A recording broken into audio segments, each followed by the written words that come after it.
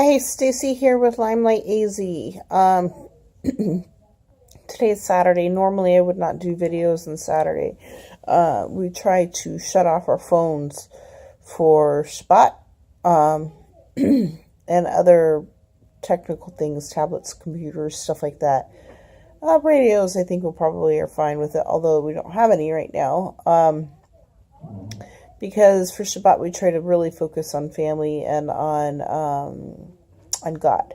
So normally I would not be doing a video on Shabbat.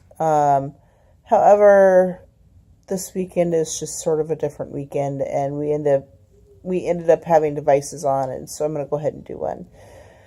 This is going to be my update video. So this is week 9 now, and I just did my 10 stings last night. I did a day late. I mentioned that in my last video. So I'm officially in the 10 sting club. That's where we want to be when you're doing bee venom, is to be at 10 stings, because from there is where a lot of the healing is. Still bedridden, obviously. But I am hesitant to say this, especially after yesterday's video, which was a pretty depressing video. And but I think I see a small bit of improvement. I'm not quite ready to jump all over that. I've been kind of monitoring it for close to a week, and I see this small little bit of improvement. Not in my legs, unfortunately, which are still giving me a great deal of problems, and is what I use to flip over, but in my arms. The strength in my arm, that's what I noticed first, was this little bit of improvement with the strength in my arms. It was really hard to tell because my hands are so messed up right now. They really are hurting a lot most of the day. Can't really stretch them out. Can't really grip very well. And, but when I would shove things, it seemed like I was doing it with a little bit more ease. And then last night, I noticed that I seemed to be gripping things and hanging onto things a little bit easier. Still a lot of trouble, and still not anywhere close to where it needs to be. But, for instance, I'm not going to reach over for it because I'll probably end up flashing you.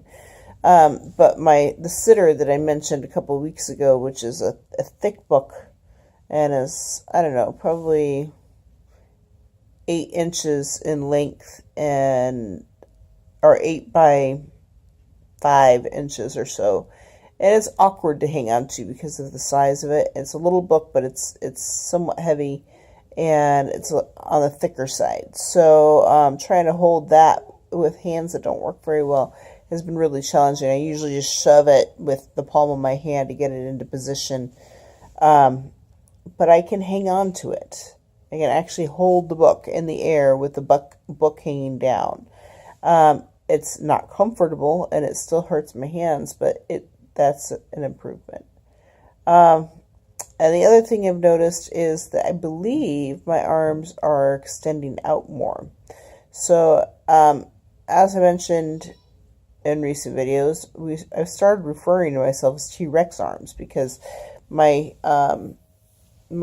elbows wouldn't extend out very far, and it still gives me a lot of trouble. Like, I have to do it in stages. I have to push or let my arm try to stretch, and then it hits like a stopping point, and I have to wait for a second for it to almost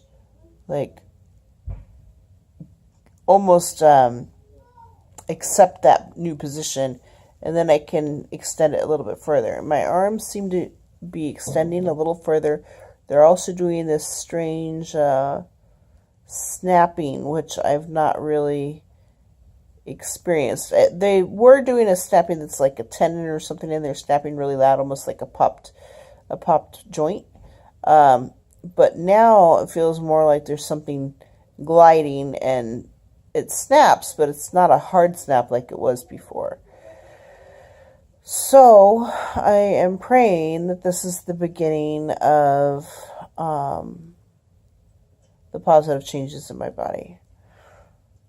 Not quite ready to jump all over the bandwagon because it's so new and it's so subtle that I am not positive that it isn't wishful thinking.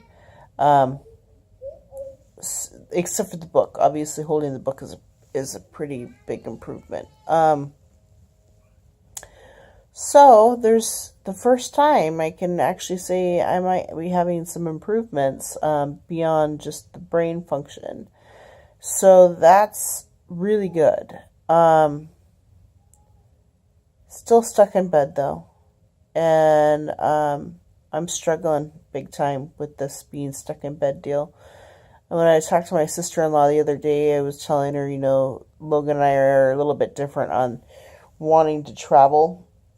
Oh, sorry, I'll say that again. On wanting to travel. I am the person who wants to go traipsing all over the world and checking out places, and he is the person that was, when we got married, was like, oh, sure, yeah, I'd like to check out places. Well, as we get older, he's less and less interested in traveling.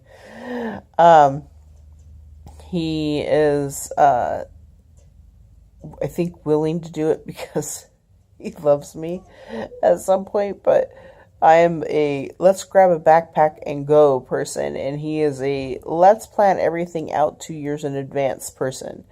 So, we were talking about that, and then it dawned on me. I was like, what's one of the worst things you can do to a person that wants to travel the world?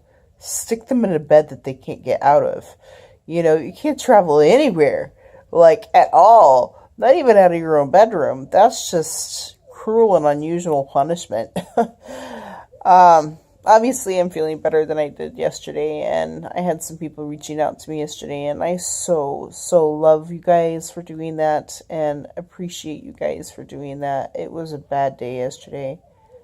I don't think that it's a bad idea to evaluate if your situation is a curse.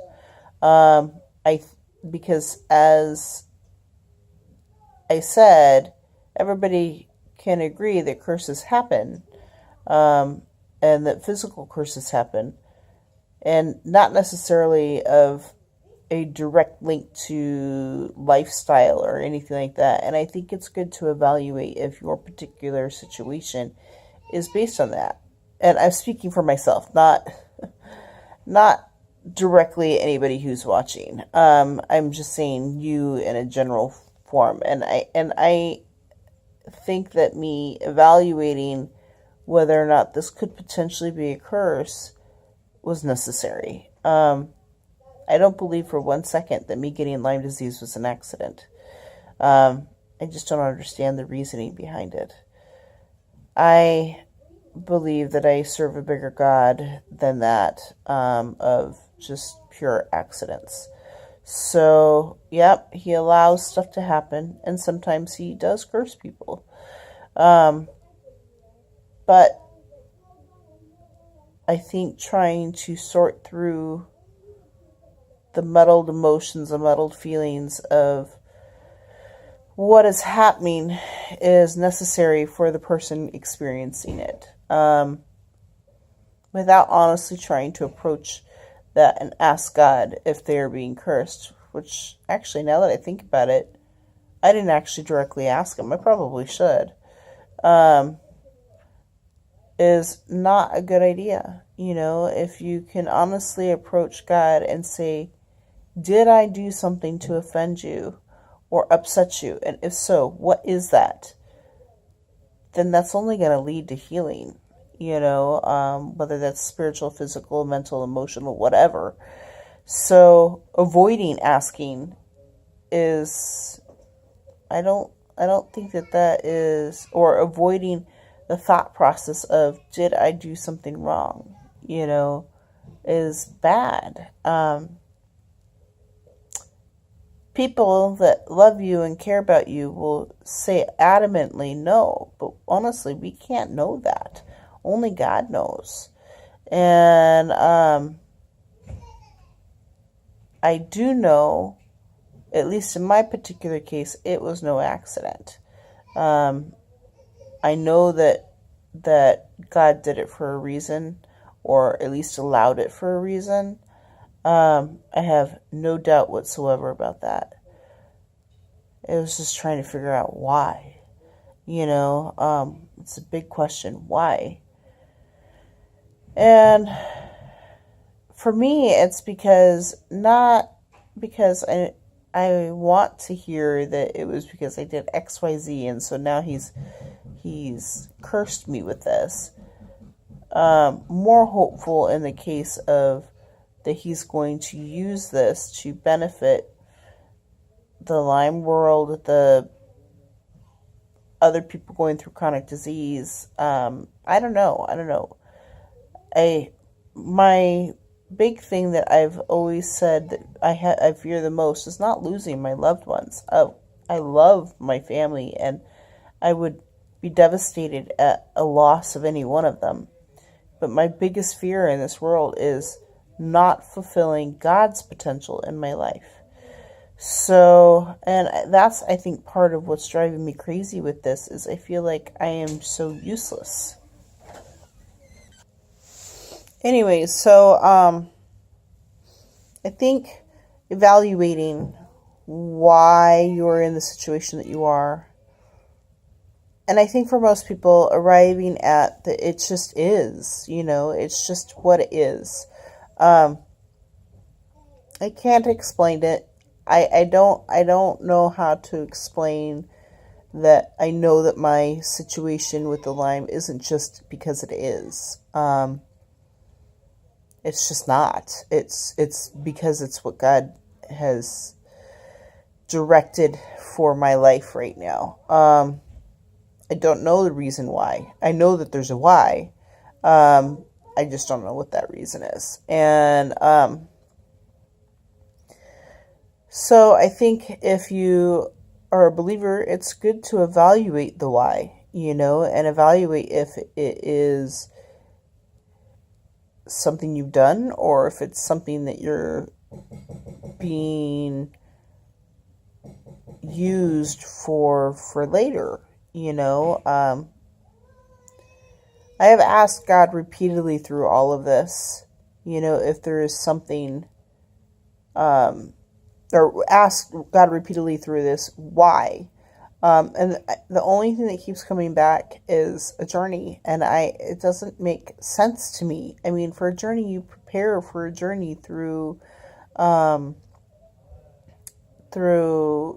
exercise and nutrition and learning about the culture. And I am kind of clueless how me being forced to be in bed is for a journey, and it's confusing to me. I'm sure it'll make sense at some point, but it's very confusing to me right now. And I think, though, that part of that journey or preparation for the journey, whatever it is, was to evaluate if I was actually cursed. And if so, why? So I'm over it. I don't think that I'm cursed. I think it was an important evaluation. But something happened that made it so clear yesterday that this is not a curse. And I'll get to that in the next video, which will be more in faith. But yeah, it's been a rough couple of weeks. Definitely a rough couple of weeks. The trust factor with God has been extremely high.